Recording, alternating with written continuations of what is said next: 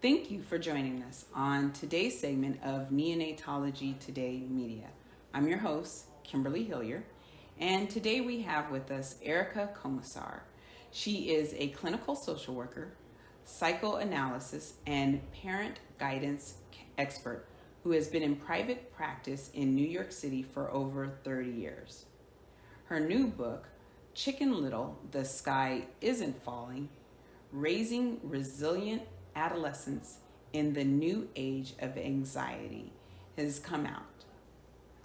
Erica, how would you hashtag your book? I would probably hashtag it as teen parenting. Hashtags are usually no more than 2 words, so it's a little tough because it would really be adolescent mental health. But you could do teen parenting or mental health or kids' mental health. Those would be my hashtags. So, Erica, if you hadn't decided upon this title for your book, what would another title have been? I had another title. It was Second Chances was the title. And it didn't go over, but I really liked it because I think of adolescence as parents' second chance. If you miss the first critical window of brain development, it's a second chance to really influence your children in terms of the future and their future mental health and emotional security. How many pages did you write on your first day? Oh boy, I'm an impulsive writer, so that's an interesting question. I can write 50 pages in 3 hours. I mean, I can just, once I start going, so I can't remember, to be honest, but how many I wrote on the first day. But when I get going, as my collaborator, who's an editor, basically, she takes my writing, Sid Miner, she's wonderful. And she says, you just kind of vomit on the page, and then I kind of sort through it. So, who is your book dedicated to?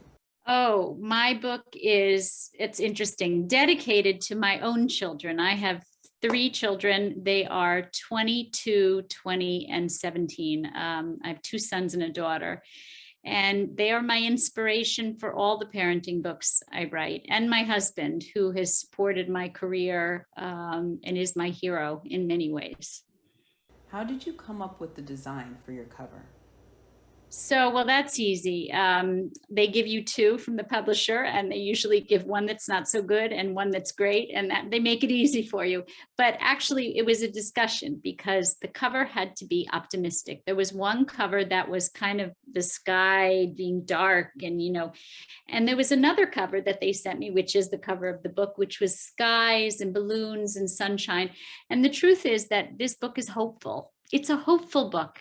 It does have a lot of depressing statistics, and it is meant to shake parents up, but it's a hopeful book. There's something you can do, and that's hopeful. How many times have you read your book? Well, that's a hard question. I have read my chapters of my book thousands of times, literally thousands of times, all together, like the whole book together, probably 2 or 3 times. But as you put a book together, you work on it chapter by chapter. And I can tell you, chapter by chapter, we have looked at those chapters 1,000 times. So, how do you get the flow of one chapter to another? Well, I always like to talk about, obviously you have to introduce what the book is about, which is this is a particular time in history, this new age of anxiety. But I always like to talk about health first, again, because you have to have a baseline of knowledge as a parent of what health looks like. What does mental health look like? What does emotional security look like? What should it look like? Because there's a lot of challenges to childhood and to adolescence. It's full of adversity. It's full of trauma too. That's part of normal trauma. And people don't think of trauma as normal, but adolescence is a kind of trauma because there's so many crazy things happening to your body and your mind and socially. And so you have to have a baseline of what's normal. And then from there, you can talk about when things go awry. And so that's sort of how I organized the book. And I organized my last book that way too. Now that your book is published, is there another chapter that you would have added? Probably would have added another chapter about how COVID has amplified the mental health crisis. But it came out now, but really it's been in the process, books take a long time to get published. So Really, it was finished when COVID wasn't really nearly as bad, or at the very beginning. So yeah, so I would say that I would probably add a chapter about COVID.